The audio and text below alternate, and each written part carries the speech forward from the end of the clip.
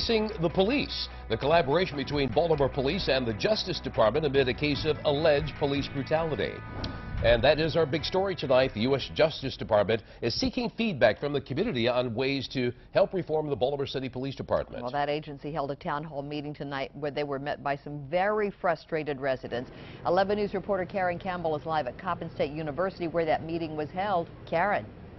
Well, good evening. The goal of the DOJ is to try to help bridge the gap between police and the community, and many members who came out to tonight's meeting say they're not sure this meeting will do any justice. You can jail a cop for a kickback, but when they kick a human being in the back, this city does nothing. A room full of frustrated community members, all taking Baltimore City police officers to task on what they say is a lack of accountability when it comes to cases of alleged police brutality. They pissed a fit about the young white kids in the white community who rode their skateboards on the community property. You know what they did?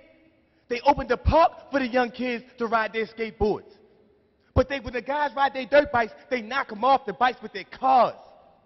I was one of them.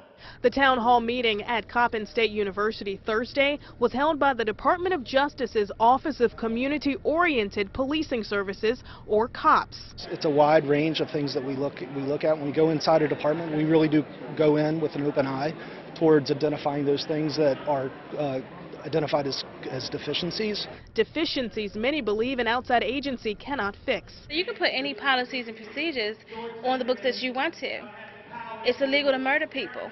They're doing it. The police are murdering people. It's illegal. Mayor Stephanie Rawlings Blake issued a statement reading in part, "Baltimore City is far from perfect, but we are making solid progress and moving in the right direction.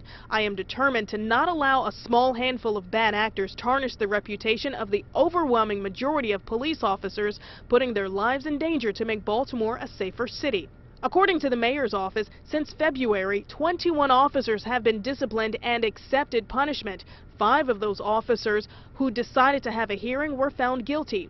The family of Tyrone West, who died in police custody, says they are still awaiting justice. Right now, we're past the stage of implementing policies and procedures.